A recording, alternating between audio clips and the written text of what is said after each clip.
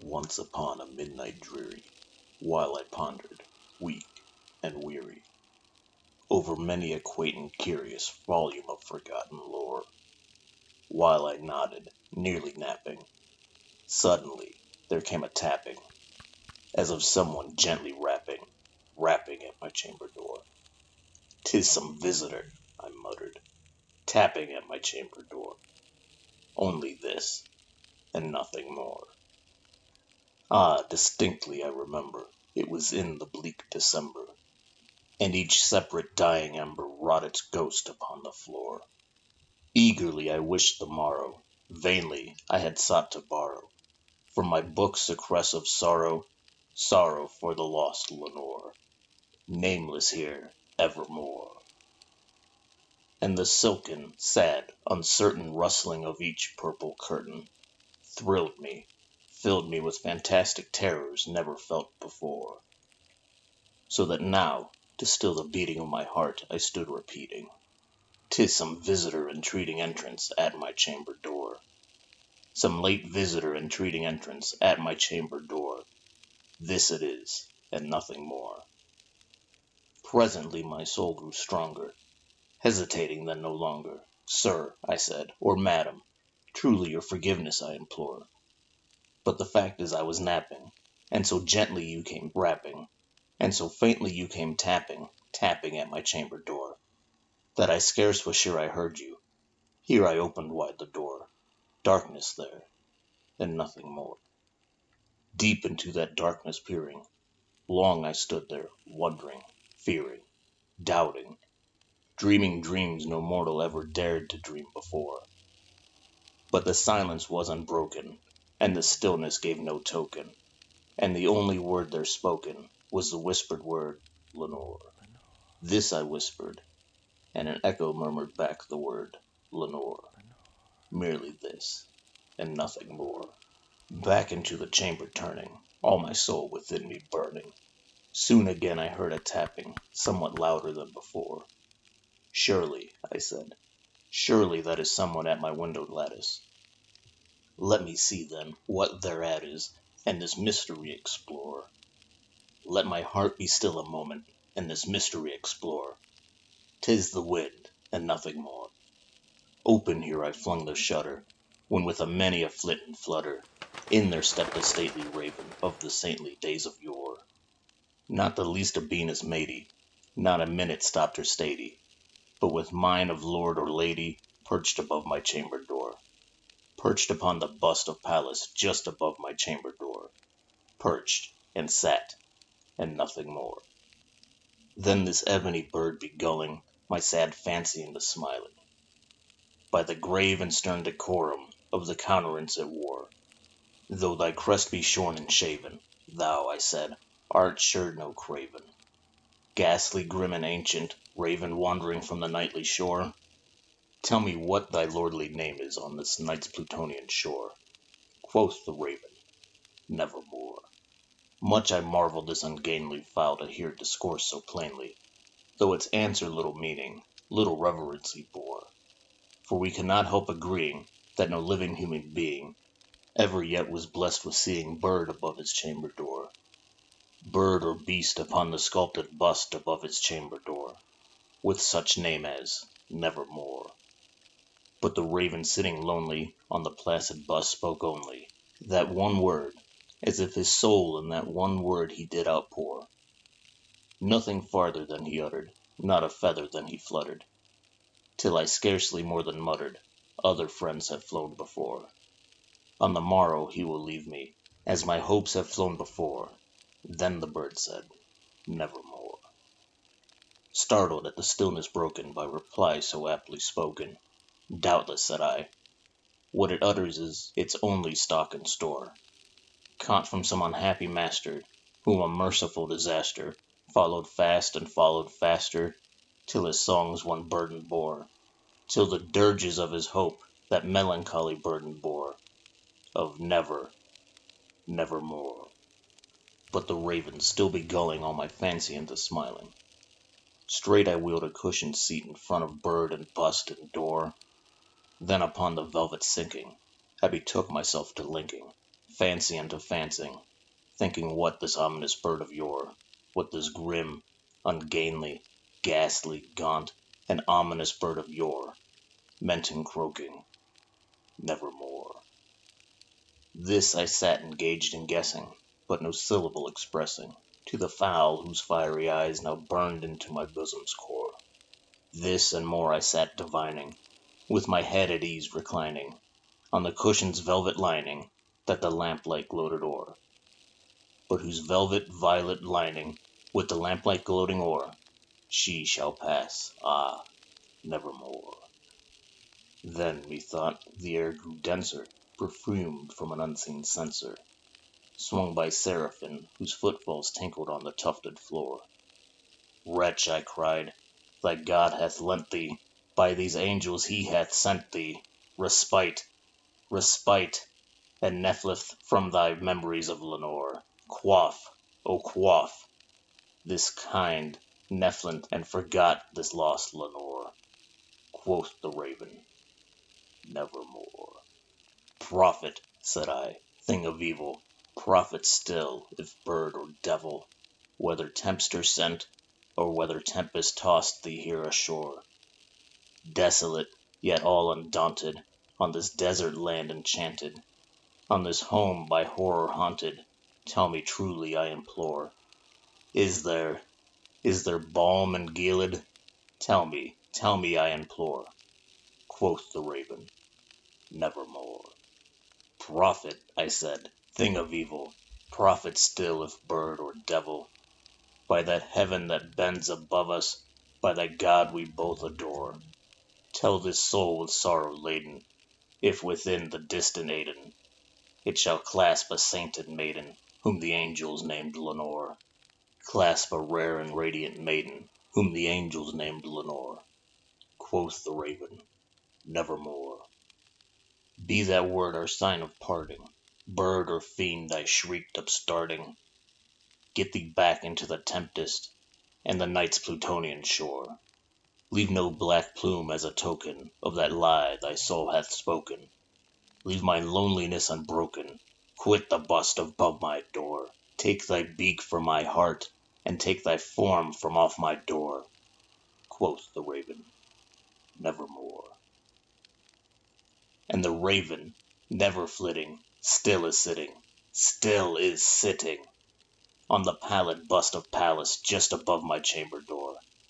And his eyes have all the seeming of a demon's that is dreaming, and the lamplight o'er him streaming throws his shadow on the floor. And my soul from out that shadow that lies floating on the floor shall be lifted nevermore.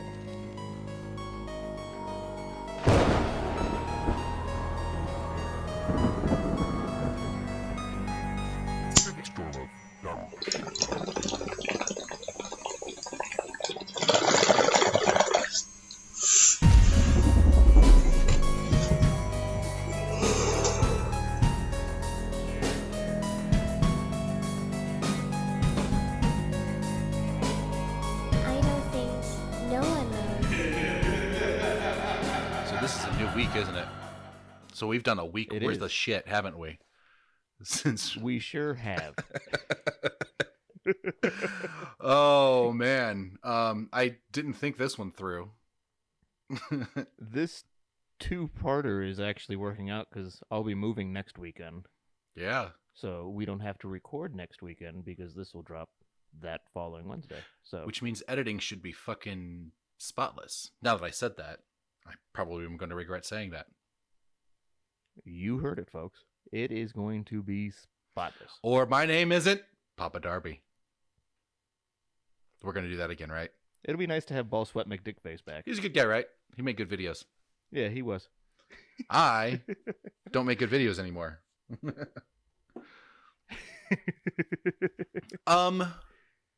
So I don't know if you noticed, but I have been interacting on Instagram a lot more. Katie has me doing live interaction. I don't Instagram at all, so no, I haven't noticed. Yes, no, you have not been interacting. But it's been cool. I don't know. I post on Facebook. Yeah. That's about it. Yep. You do. probably a third to half of the stuff we post on Facebook comes from me. Usually the stuff without 1,000 hashtags, because I'm not a hashtaggy kind of person. I don't know how those work. You know what? You know what I do? It's basically a stream of consciousness conversation I'm having with myself as the hashtags. So I don't know how to do it I either. posted one just this morning, and this is like 2 weeks ago for you guys listening, of a old lady granny taking a big old rip off a dag rib. Oh, was that you? And I actually hashtagged a couple things. Yeah, that one was me. Now that we have several admins, I don't know who was who. Mm-hmm. We need to start initialing them or some shit, so we know who's posting what. That's a good idea. Let's Yeah, tell Katie. We should do that. Yeah. Yeah. What the So, hell is by Katie's last name or last initial? H. Does it be P, D, S, S, and K, H? Yeah. Okay. Don't you just sign it Scott, though? Yeah, usually I just sign him Scott. Yeah. I haven't used my fake last name in many, many episodes. Shackelford. What is that? Is Mhm. that German? It is from Dale Gribble from King of the Hill. Rusty Shackelford. One of my Oh, favorite yeah. cartoon characters ever. Yeah, Rusty Shackelford. He is good. He is good. Very entertaining. I know a guy like him. Not you. You're not really like him. Well, your ideas are. Some of them are. This is probably the first time we've used my last name in like 30 episodes, now that I think about it. We used it in what? The first episode? That's it? Maybe the first two? Maybe, yeah. The hidden episode? The lost episode? Mm-hmm. Yeah, had to get taken down for having somebody's name in it or something, but yeah. We'll repost that at some point. It wasn't great. No, it wasn't. Maybe we'll just redo it. Yeah, I'm still buddies with the guy, so it's not like we can't have him come back on at some point. Yeah. Oh, and you have a second microphone too, don't you? Mm-hmm. Yeah. I don't. I just took the one. Yeah, and he's got a whole nother season of tour guiding underneath his belt too. Yeah. How's he For those doing? not in the loop, the first episode, the long lost episode, was us interviewing a tour guide for Rocky Mountain National Park. It was very interesting. And it went better than I thought. It did go better than At I the thought. time. Yeah. I probably would cringe listening to it now. Well, I'm sure the quality was awful, but Oh, it yeah. was a good conversation. Shit, our quality didn't start getting like quality until fucking episode 20. Something like that. Oh, I thought this was going to be a joke. It didn't start getting No. good till like episode Well, 50. I mean, I'm not saying content. I mean, we're still fucking dumb assholes that are talking about shit, but the sound quality, you can hear us Getting better. too stoned to remember what the fuck we're doing half the time. What'd you say? What are we talking about? This is part 2 of what? Today is part 2 of Edgar Allan Poe. Edgar Allan motherfucking Poe. I said that last time, We didn't are I? the Higher Minds Podcast, I'm Papa Darby. and I'm Scott. And I'm Scott. Shackelford. Scott Shackelford. I just did an impression of Scott Shackelford just now. That's what he sounds like in real life. He's using a fake voice now. It's one of those cool like scream voice changer things. He, yeah. He really The sounds podcast like is coming from in the house. his real voice kind of sounds like Mickey Mouse, but like Mickey Mouse on coke. Very much so. Towley, think Towley. This has dropped like 3 octaves and slowed way the fuck down. Editing is a bitch. Anyway, So where'd we leave off on last episode? last Let's recap time just a second. the love of Mr. Poe's life died. Virginia Poe. I forget her full name. I said it in the last one, but Virginia His Poe cousin died. wife died. His cousin wife, his 13-year-old cousin wife, 13 years younger than he. She died January 30th of 1847. So that's where we are. Right. Yeah. 2 years prior, he After she died, Poe only lived about another 2 years. We're going to cover more of his major works in this episode, and then the end of his life. That's the goal, at least. We'll see how many times we get off topic this time. yeah. All right, so growing increasingly erratic after the death of his child bride, he attempted to court fellow poet Sarah Helen Whitman. She used to write poetry about boxed chocolate. Get it? Whitman, Like Whitman Sandler. Forrest's mom. Yes, yes. Actually, Forrest's mom was, or Whitman was the ancestor of Mrs. Forrest, Mrs. Gump. Mrs. Gump. Mrs. Gump. So, Or was it Ms. Gump? Because his dad was never there. who was it? Do you think maybe he was in I'm going to go ahead and say it was Ms. Gump. Ms. Gump? It was the time. MS. Okay. Perhaps he was immaculately conceived. Is that a Jesus story? I mean, the crippled walked. Yeah. What else do we got? He fell in love with the whore? The diseased whore? He did fall in love with a whore. Yeah, yeah. That's all I got. No dad. He- I don't know. I think we're reaching on this one. Yeah. Jesus got shot in the ass, right? Maybe. Yeah. Did he have a friend with no legs? I think so. Or maybe. Never mind. I'm not going to go there. I was going to make some. I'm cutting this shit out, but I was going to make some joke about his disciples being on their knees. But I'm not saying that shit. I'm cutting that shit out. But anyway, so his relationship with Sarah Helen Whitman fell apart due to his drinking and overall behavior. There's also strong evidence that her mother intervened on their relationship and also caused it to. Was this the same one where the brothers were involved as well? I don't Because he know. had something going on with two different female poets. I don't know about that one. Because there was also a female poet who, I forget her name, who was apparently sending him love letters, and he was just sending them back to her. He wasn't interested at all. Hmm. And it seems like she sent her... Yeah, this had to have been the second one then. Because she sent her brothers to, quote-unquote, retrieve these letters that he had sent back to her. Hmm. And then later claimed that he was the one actually writing these letters from her to him. Hmm. Interesting. Yeah, it was a big old mess. Sounds like crazy bitch syndrome. Might have been. I mean, he was famous, and I mean, shoot, I don't know if I wouldn't sleep with him. He was that good of a writer. He had like a big old 5 head though, so Yeah. Cuddly. he had a very bulbous dome. He did. To fit all those brains. Had like a light bulb. Yeah. Head like a bulb. Yep, that's how that song goes. There we are. Thank you, Trent Reznor. About 10 minutes in, and we're hitting your first impression. Thank you, for the Trent Reznor. episode. So in 1939, the collection Tales of the Grotesque and Arabesque was published in 2 volumes. He made very little money off this, and it received mixed reviews. The following year, in June of 1840, I want to.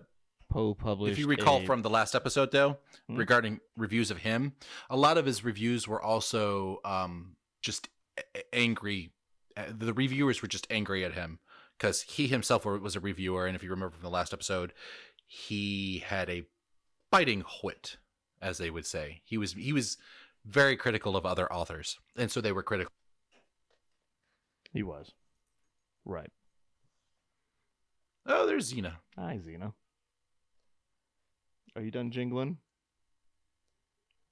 Good girl. In June of 1840, Poe published a prospectus announcing his intentions to start his own journal called The Stylist. The journal was never published before Poe's death, though. In 1841, Edgar Allan Poe invented the mystery detective book genre. And the mystery genre. The whodunits. I read that too, and I didn't realize that he was the father of noir books. Mm-hmm. Yeah, he started all of that. Do you remember what he called those books? I had it here somewhere. Do you have it? I don't know if I wrote that down. It's Ratiocinations. Yes. Um, I he says the word, or what John Cusack says, Ratiocinations in the movie The Raven. Did you watch that? What I watched that for this. terrible movie.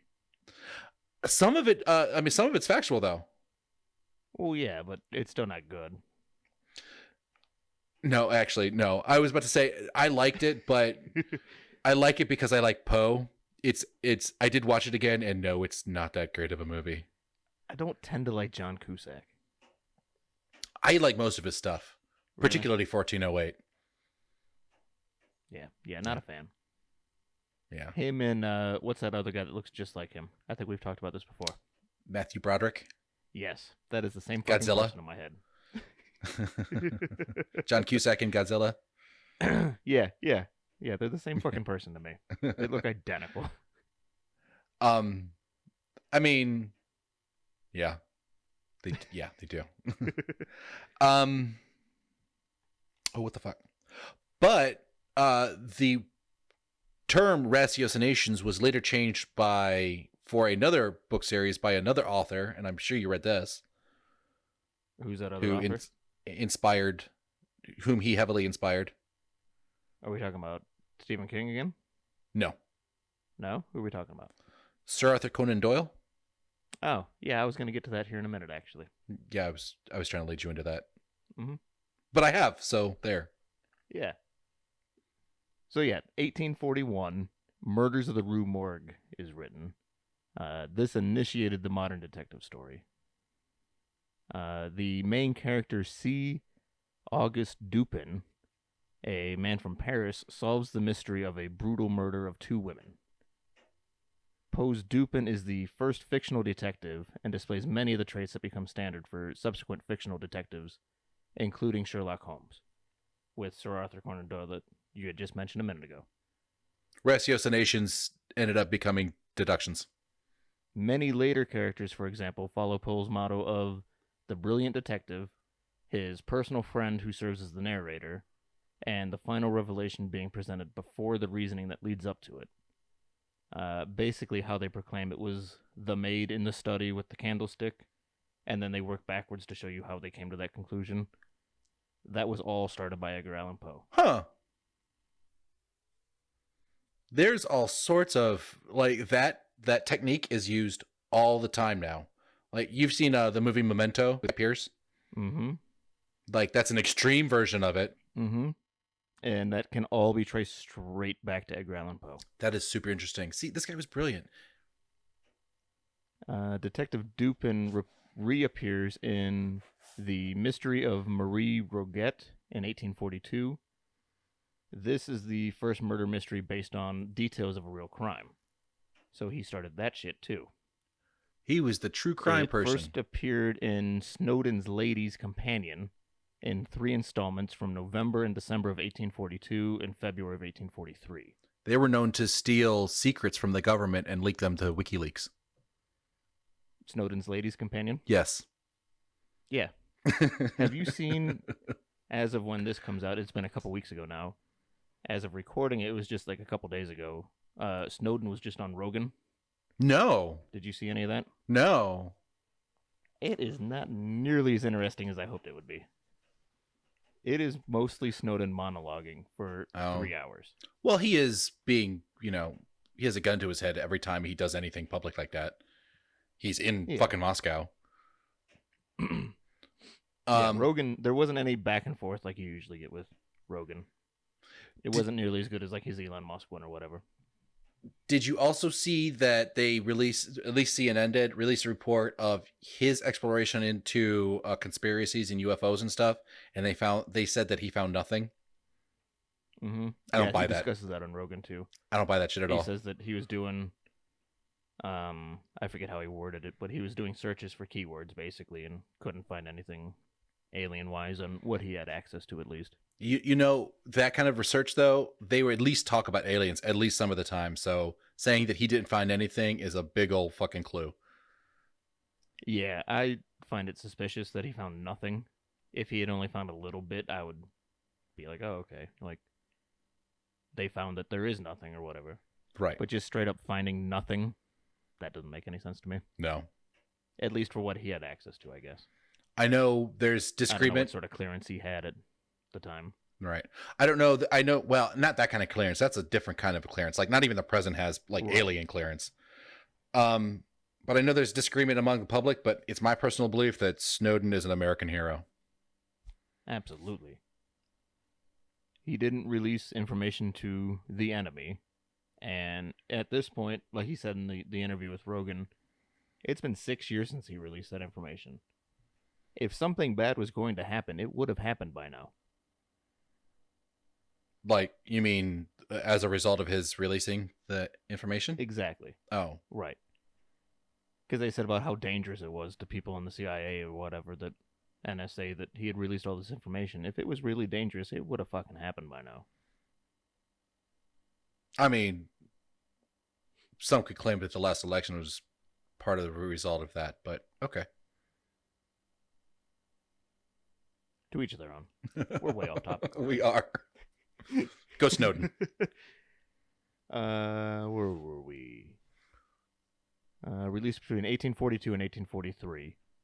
In the story, Poe's Dupin and his assistant, the unnamed narrator, take on the unsolved murder of Marie Roget in Paris. Detective Dupin returned once again in the Purloined Letter in 1844. It is the first. It first appeared in literary annual The Gift in 1845, which was released in 44.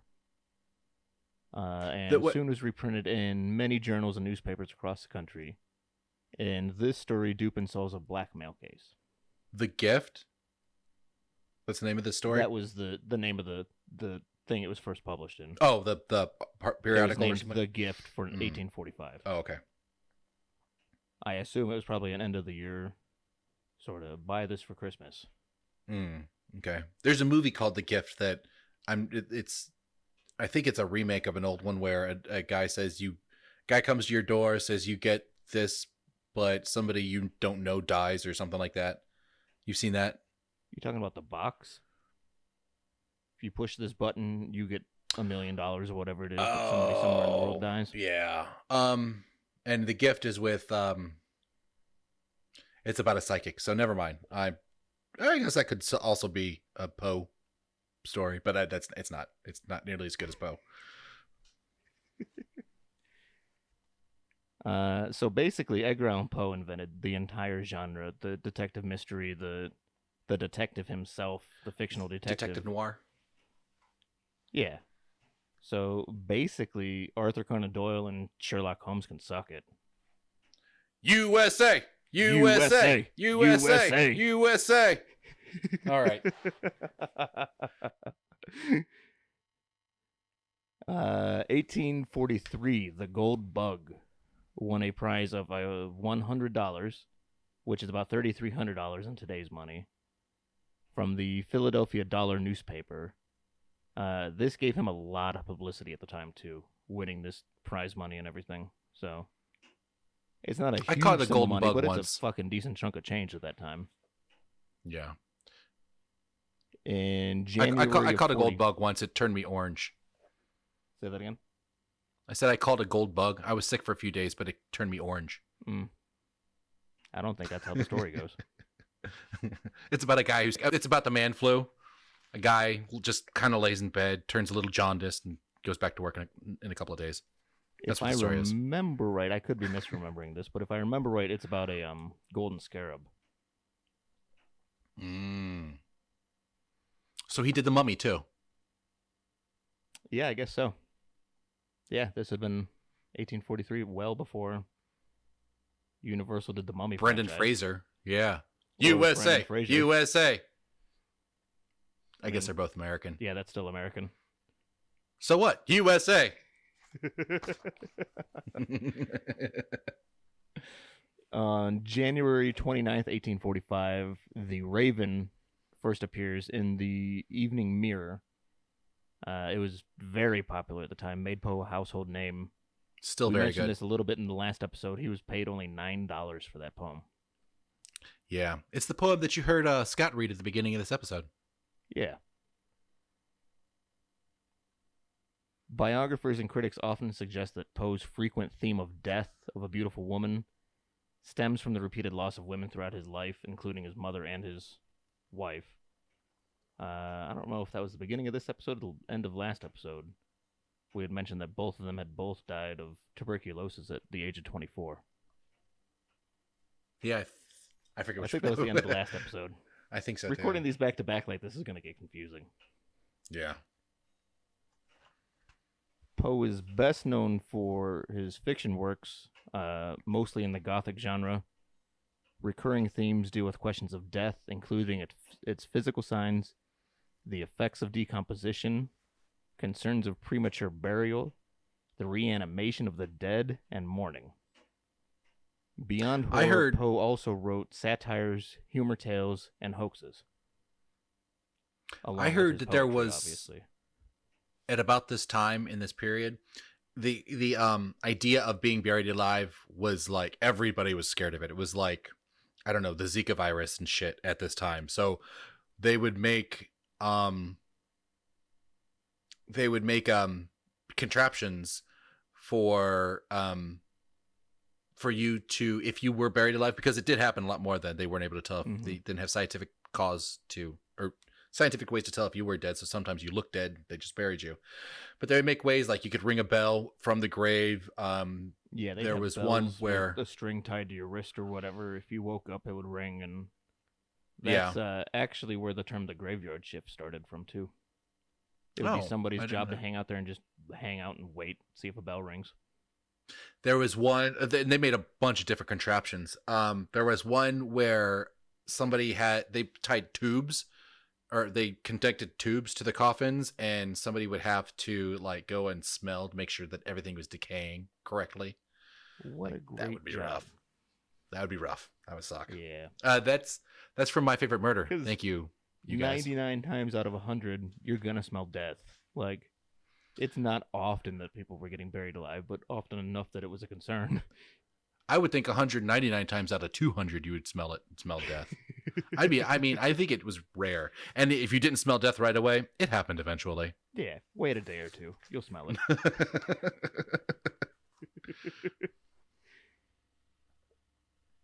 Poe also reinvented science fiction, responding in his writing to emerging technologies such as hot air balloons. The balloon hoax was first published in 1844. Originally presented as a true story, it detailed European monk Mason's trip across the Atlantic in only 3 days in a hot air balloon. It was later revealed as a hoax, and the story was retracted 2 days later. So this reminds me of the War of the Worlds, like close to 100 years before the War of the Worlds. And Blair Witch. Blair Witch, too, yeah. Yeah. Thank you, Mr. I was Poe. thinking back to Orson Welles reading War of the Worlds on the radio and freaking everybody out. Yeah, I was thinking that too. 1840s equivalent to that, putting it in a publication. Yeah. So Poe, that's kind of cool. Inspired War of the Worlds. And this was the Blair Witch. Yep. And this was after The Raven, so he was like just famous by this point, right? This was 44. I think he wrote The Raven in in 45 was when it came out. Okay, so this just would have been prior to him being famous, which I think actually probably leads a little more credit to people believing it too. You have some unknown writer writing this story about a guy making it across the Atlantic in 3 days via balloon. When writing was everywhere. Mm-hmm. The periodicals were everywhere. Yeah. During his lifetime, Poe is mostly recognized as a literary critic. Wait. I'm sorry. Go back real quick. What was the story? It was about a guy in a hot air balloon. What? He crossed the Atlantic via hot air balloon in 3 days, according to the story. So this is also like a prequel to Around the World in 80 Days or whatever the fuck that is? Yeah, I guess so. Yeah, you're right. this is kind of a. When was that story written? I just Two remember interwebs. or thought of the name of the writer too. He wrote The Time Machine. Jules Verne. Jules Verne. Jesus. Also one of my favorite writers. Yeah, that was written in 1956. Oh, that was? So it's Yeah, clearly so influenced. Over 100 years before. Oh. Jules Verne wrote Around the World in 80 Days. Poe would have written, what the fuck was the name of this? The Balloon Hoax. Jules Verne was that much later? Mm-hmm. So, okay, I got to point out, in the movie The Raven, they make Poe and Jules Verne contemporaries. Do they? Yeah. Let me make sure this is right then. Oh, nope. That was the film. Let me... The film was done in 56. Okay. It was written in 1873. So still after. Like 30 years after. Still 30 years after the fact. Yeah. Cool. So, yeah, you might be onto something. So that one story would have inspired War of the Worlds, Around the World in 80 Days, The Blair Witch, Paranormal Activity. Yeah. That was another one that was touted to be real life shit. So maybe Mr. Longfellow was a plagiarist after all. From the last episode. Could have been. Yeah. Yeah, it's crazy how much Edgar Allan Poe actually inspired. Yeah, he's got... Like, you think of him and you only think a couple short stories and a couple poems or whatever. You don't realize how far he reached. Yeah, the branches of his influence are, like, getting wider as I'm realizing it. Mm-hmm. During his lifetime, Poe is mostly recognized as a literary critic. Fellow critic James Russell Lowell called him, quote, the most discriminating, philosophical, and fearless critic among imaginative works who has written in America, suggesting rhetorically that he occasionally used prussic acid instead of ink. And I looked up what the hell prussic acid is. It's hydrogen cyanide. It's a colorless, extremely poisonous, and flammable liquid that boils slightly above room temperature at 78.1 degrees Fahrenheit or 25.6 degrees centigrade. Who wrote that? That was that Griswold? Critic James Russell Lowell. Oh, okay. Nice. I like that. I like that quote. Mystery Writers of America present an annual award known as the Edgar Award for distinguished work in mystery genre. Still, to this day, they have an award named after him that they give out to mystery writers because he invented the genre. And that brings us to the end of Poe's life, which is where you pick it back up. Yeah. So, as you may or may not know, Edgar Allan Poe died quite a while ago. He what? He's dead. Yeah. Can you believe it? When the fuck did that happen? So we're looking for 2 other celebrities now, right? Yes. What's the statute of limitations on that? How far apart can these celebrities be? I'm not sure, but I'm going to include Betty White in his death. So it hasn't happened yet. No. So at least 200 years. Ish. Well, not quite. About 190 years. No, my math is off. 120 years. 180 years. Math is hard when you're stoned. Well, I'll tell you. On October 3rd, 1849, Poe was found delirious in the streets of Baltimore. Quote, in great distress and in need of immediate assistance, according to Joseph W. Walker, who found him. He was taken to the Washington Medical College, where he died on Sunday, October 7th, 1849, at 5 in the morning. He was not. You should also throw in that he wasn't wearing his own clothes when he was found either. Yeah, I was going to. Oh, okay. He was he was not coherent long enough to explain how he came in this dire condition, and oddly was wearing clothes that were not his own. He is said to have repeatedly called out the name Reynolds on the night before his death, though it is unclear to whom he was referring. Some sources say that Poe's final words were, "Lord help my poor soul," All medical records have been lost, including his death certificate. Newspapers at the time reported Poe's death as congestion of the brain or cerebral inflammation, common euphemisms for death from disreputable causes such as alcoholism. The actual cause of death remains a mystery. Speculation has included delirium tremens, heart disease, epilepsy, syphilis, meningeal inflammation, cholera, and rabies. One theory dating from 1872 suggests that cooping was the cause of Poe's death, a form of electoral fraud in which citizens were forced to vote for a particular candidate, sometimes leading to violence and even murder. So the government killed him. Fucking fascists. Yay, government. USA! USA! One per episode. That's all we're allowed to do with those. You got 3 this time, bitches.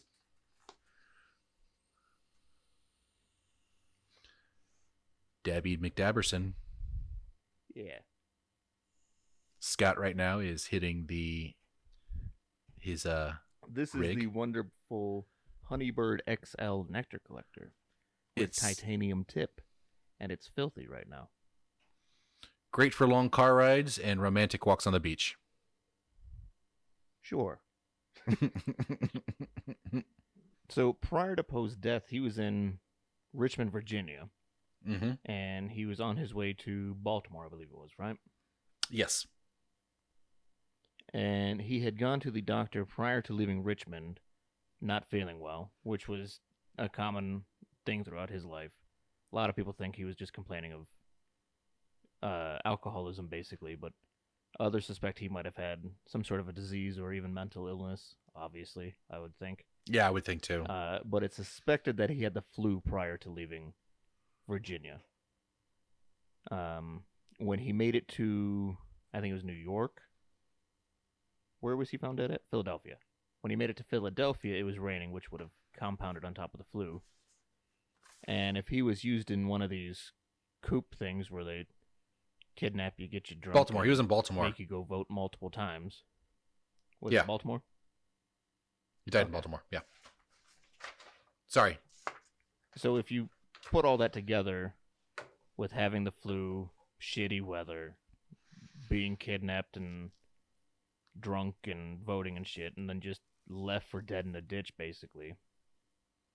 When you compound all that shit, it kind of makes sense. Sure. I mean, this is the mid-1800s. The flu killed people all the fucking time in the mid-1800s. Yeah. And I mean, the consumption at the time also, I mean, it took years for his wife to die. So Mm-hmm. Yeah. on top of all of that, you said, being he was probably infected with something else as well. Probably, yeah. So he just probably had a weakened immune system. I think it's very fitting that the creator of the mystery story died in a way that will never be solved. It's beautiful, isn't it? That's great. I It's don't know poetic, why yeah. I just now realized that, but yes. Mm-hmm. I realized that as I was reading, that this is the guy who invented the murder mystery, and he died under mysterious circumstances, and it will never be solved. I don't want it to be true, but it would be beautiful if it was actual murder too. And it could have been. Yeah, sure. There's no evidence that I've seen, at least, of him being beaten or stabbed or whatever, but being kidnapped against your will, obviously, and it's kind of murdery. He got into somebody else's clothes And then somehow. it was death. Yeah. Some say it was his little cousin's Elizabeth's clothes that he was wearing. So it was very weird. Little dress. He was a little hat, These some? a little bonnet. These some is just one. Yeah. Papa Darby? A guy said that. I just said that. Yeah. So you're the sum. Yeah. Some people have said that. You said it too. I heard you just now. Did I? Mulder thinks so.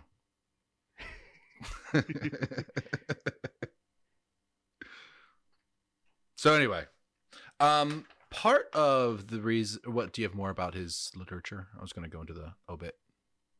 No, Or at you can least go the- into that. Part of the reason that he is as famous as he is and has the reputation that he does, I mean, he kind of gave the reputation to himself, but in an effort to make him look even worse, Rufus Wilmot Griswold wrote an obit about him after he died. So immediately after Poe's death, his literary rival Rufus Wilmot Griswold wrote a slanted high-profile obituary under a pseudonym filled with falsehoods that cast him as a lunatic and a madman, and which described him as a person who walks the streets in madness or melancholy, with lips moving in indistinct curses, or with eyes upturned in passionate prayers, never for himself, for he felt, or professed to feel, that he was already damned. The long obituary appeared in the New York Tribune signed Ludwig on the day that Poe was buried. It was soon further published throughout the country. The pieces began, "Edgar Allan Poe is dead. He died in Baltimore the day before yesterday. This announcement will not startle many, but few will be grieved by it." Ludwig was soon identified as Griswold, an editor, critic, and anthologist who had borne a grudge against Poe since 1842. Griswold somehow became Poe's literary executor and attempted to destroy his enemy's reputation after his death. Griswold wrote a biographical article of Poe called Memoir of the Author, which he included in an 1850 volume of his collected works. There he depicted Poe as a depraved, drunken, drug-addled madman and included Poe's letters as evidence. Many of his claims were either lies or distorted half-truths. For example, it is seriously disputed that Poe really was a drug addict. Griswold's book was denounced by those who knew Poe well, but it became a popularly accepted biographical source. This occurred in part because it was the only full biography available and was widely reprinted, and in part because the readers thrilled at the thought of reading works by an evil man. Letters that Griswold presented as proof were later revealed to be forgeries. After Poe's death, Griswold convinced Poe's mother-in-law to sign away the rights to his works. Griswold went on to publish the collected works attached with his own fabricated biography of Poe that invented stories of his drunkenness, immorality, and insatiability. Actually, it says instability, but I fucked it up at the last second, and now it's insatiability. It doesn't matter. Both of them. We're both great readers sometimes. USA, USA. 4, bitches. Fucking American public schools. Yeah. I went to a private school 1 year, and they kicked me out. It's because you're black. That, and I'm a stoner. I'm a lifelong stoner. Because you're black. Oh. See? Don't ask now. Don't ask if that's racist, because that'll make that racist. So as long as I don't ask, it's not? Yeah, that's the rule. Okay.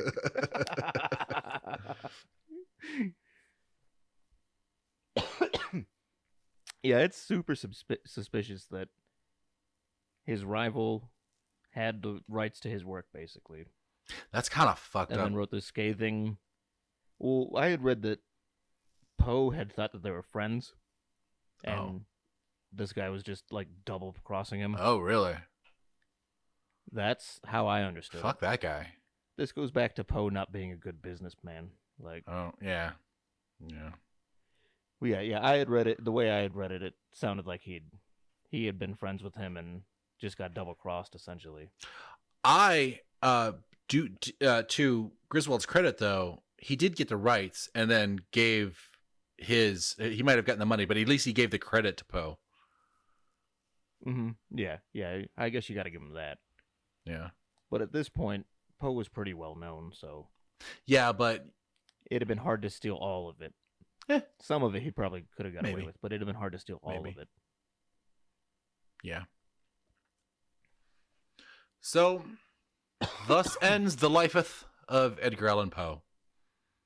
A sad and mysterious death. Not very laughy. A fitting, mysterious. Yes. Yeah. Not too much comedy in that story. No, not really. It's pretty sad. Yeah. The depiction of him from this What the fuck is that called when you die and somebody writes something about Epitaph?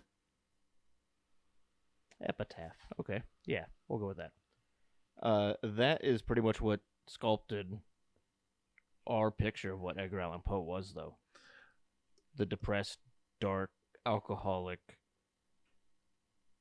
wallowing man. Like, Well, see, I'm not really sure if that's true. I mean, it definitely attempted to, but he was already that way. Like, he was an alcoholic. I think it greatly exaggerated Maybe. how it was, though. Maybe. And that one picture of him doesn't help. Yeah, there's 2 or 3 photos, like real photos of him, but most of what you see is going to be an artistic rendering, a drawing, a painting, whatever. Yeah. But he has that schizophrenic looking face too. Like, Giant forehead. yeah. He looks like he should be a comic book villain, like a mid 1800s comic book villain With a top hat and going with the collar and the giant forehead and the little mustache. Like, yeah, he's a steampunk comic book villain. putting women on train tracks all tied up and shit, Yeah. Twisty mustache. He could grow that shit out a little bit. laughing. Yeah. I have a few quotes that I found interesting from Poe that I wanted to throw in here. Yep. What? Works with obvious meanings cease to be art. Basically, if you gotta spoon feed it to somebody, it's not art anymore. They gotta have to think about it and earn it. Like Big Fish. Yeah, that circles back to that Yeah. one. One of his more famous ones, all that we see or seem is but a dream within a dream. Words have no power to impress the mind without the exquisite horror of their reality. That is fucking sinister stuff. I love his writing so much. The death of a beautiful woman is unquestionably the most poetic topic in the world. This goes back to a lot of his work. A lot of his work is about a beautiful woman dying. Well, I mean, even still today, the news, pretty girls being kidnapped and killed and stuff, that makes news right away. Mm-hmm. Yeah. You never hear about ugly bitches dying. Damn. Sorry, ugly bitches. I care about you too. You into the big chicks? Which is not necessarily ugly. The moly chicks? But sure. Yeah, I love all chicks. The chicks with thinning hair? Love them. I love that little tiny hair.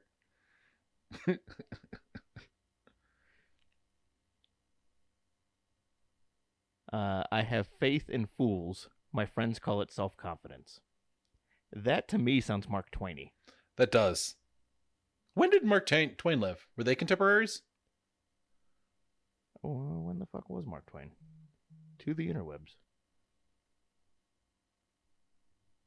Mark Twain, born 1835, died 1910. So they were alive at the same time. So Mark Twain would have been a little kid No, at the time. not a little. They're about the same time. 1835. Wait. Oh, I'm sorry. Yeah. No. Yeah, you're right. You're right. Yeah, Mark Twain was born in 35. Poe was already a professional. Yeah, I writer was at that point. I was thinking differently. Yeah. Okay. Yeah, they did overlap, but not as professionals. Now that I'm thinking about it though, with them juxtaposed, like Mark Twain is like the light side of Edgar Allan Poe. Like Mark Twain himself is also one of the best writers ever. We should do him. Yeah, He's yeah, really absolutely. interesting too. Yeah, I think you could make a pretty compelling argument between Mark Twain and Edgar Allan Poe for being probably the greatest American writers. Yeah. Yeah. There's The Outsiders. I'm The totally Outsiders? kidding. I'm totally fucking kidding. Oh, S.E. Hinton. Oh, is that who that? I forgot. Good job. Good. I forgot the name of the author. Yeah. Uh-huh. That was one of my favorites growing up. I liked it too. It's not Poe or Twain though. I don't read a whole lot of books multiple times. Once I read it, I've read it, and I'm over it, right? Yeah, that's how I am. I have read The Outsider like 2 or 3, maybe 4 times when I was a kid. Really? Stay gold, pony boy. I've seen the movie more times than I can count. Like, I always remember Robert Frost's Spring's first green is gold, that line. Always. It's always in my head. Yep. Yeah, that was a good book. Yeah. Good movie. Fucking star-studded movie, too. Not at the time, but yeah. Think of all the people that were in The Outsiders. Yeah, nowadays. Yeah, that was them before they were big, It's though. Ralph Macchio. That was Patrick Swayze. Oh, yeah. Emilio Estevez. Ralph Macchio, Tom Cruise. Yeah, like there's not a one that wasn't. Who were it was Estevez and Macchio who were the main, Pony Boy and Soda Pop, right? Pony Boy and Soda Pop was the brother. What the fuck was Ralph Macchio's? Johnny. Yeah. Okay. Yeah. Yeah. I have to read that again. Who's who of famous 80s people before they were Yeah. famous. Famous 80s people in the 70s. Was that? No, when that was I done? think it was thought the that 80s. early I just, I don't know. I'm stupid. I don't know. So yeah. Another one here. I would define in brief the poetry of words as rhythmic creations of beauty. Sure. Oh, something I just remember. I was never. Sorry, go ahead. No, go ahead. Okay. What did you just remember? Well, have you ever seen go ahead. Donnie Darko? Years ago. So, Wasn't a fan. oh, I love it. It's one of my favorites. In it,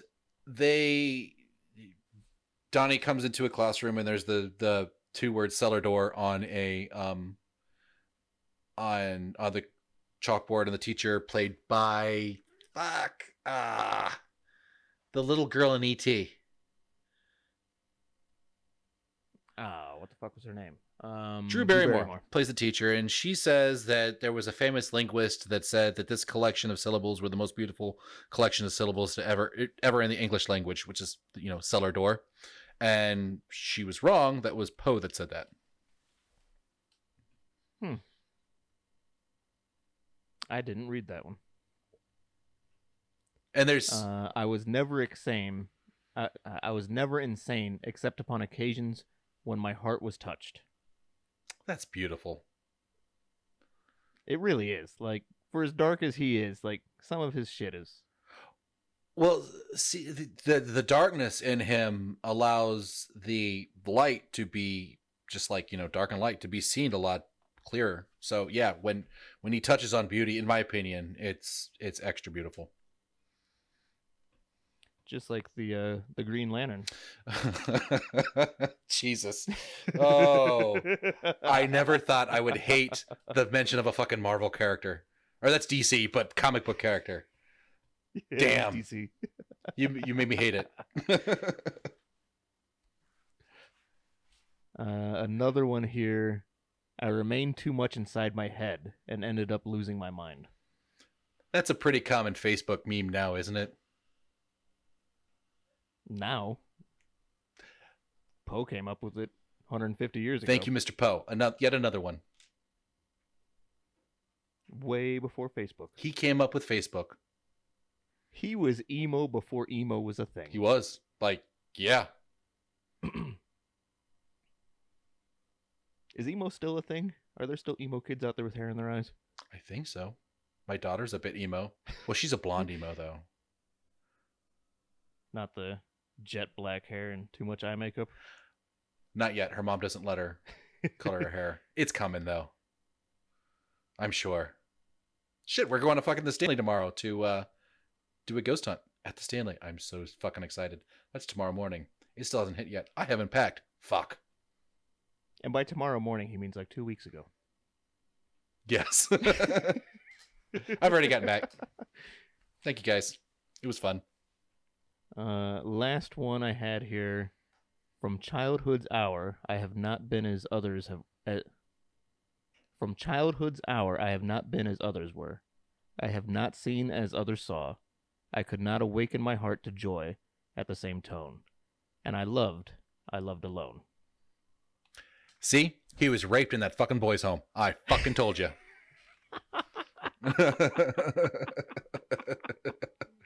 From 2 episodes ago, or an episode ago, almost 2 full episodes ago. You just gotta throw rape in wherever you can.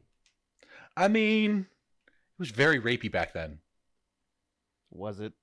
Or do you just want it to be rapey back then? That makes me sound horrible, but everybody was raping everybody. It's not my fault. I wasn't there. They raping everybody around here. Hide your kids, hide your wife. Everybody was raping. That's horrible. I'm going to cut that shit out. That was horrible. Anyway. That wraps up what I had here. I got no more. This has been a good one. I think so. I'm a big fan of Poe. This was very fun to research. It was. It really was. I ended up writing 8 pages today. So we started this late, and that's because I thought I had more written. Turns out I had half a page written. Didn't use any of it. Scrapped it. Started all over. I didn't like it. Perils of researching while stoned. Yeah. Yeah. It's enough to make you shit and forget to write any of it down. Yeah, that's exactly what fucking happened. I read for like 3 hours on this shit and meant to write all of it down, and I didn't. I watched like 1.5 documentaries before I realized, damn, I should get my laptop out and take some fucking notes. I was just enjoying watching documentaries. Yeah. I wonder if that makes for a better show for the listener or not. I don't know if Maybe. if we enjoy the subject. We have more shit that we can just run off the top of our head that's not necessarily written down. Yeah. Maybe. I don't know. You guys should tell us. A clusterfuck. We haven't heard it yet. Yeah. If they wanted to tell us if it works, where could they tell us? You can contact us at Facebook. On Facebook? Instagram. In Instagram Live. I'm going to be in Instagram Live.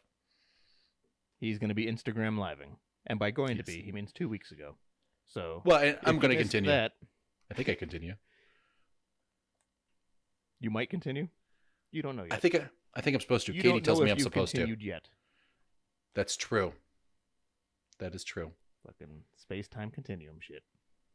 Ooh. You can email us directly at highermindspodcast@gmail.com.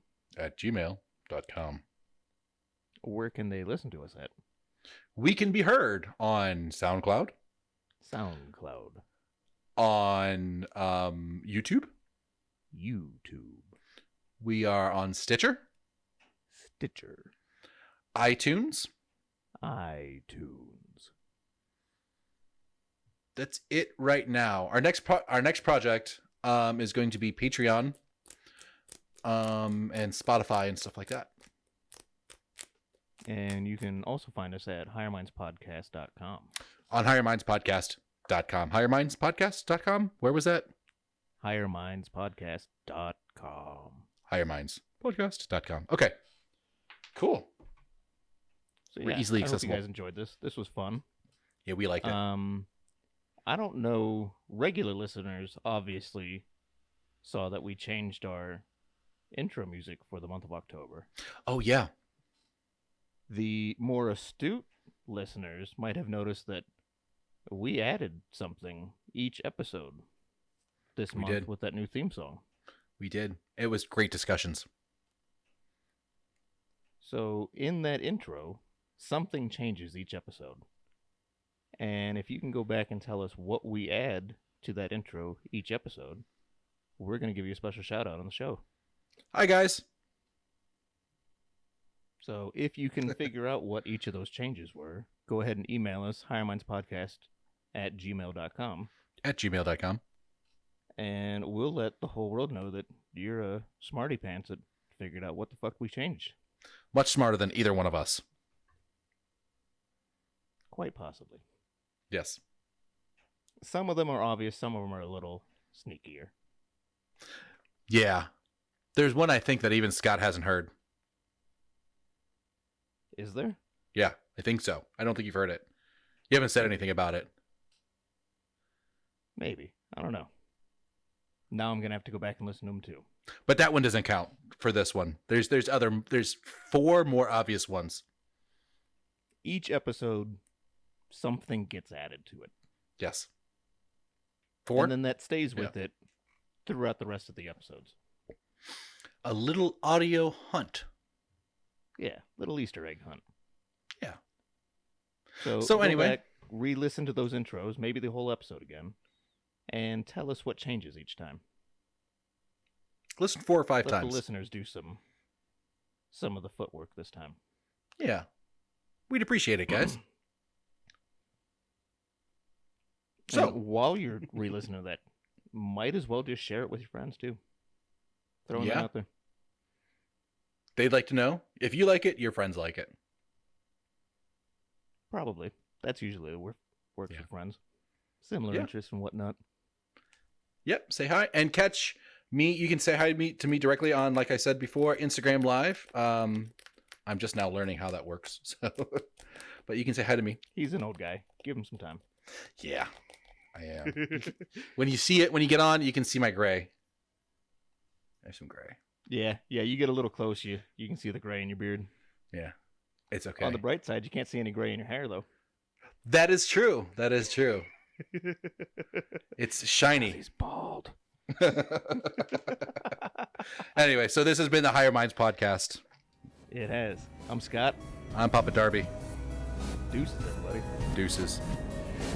Dude, fucking perfect.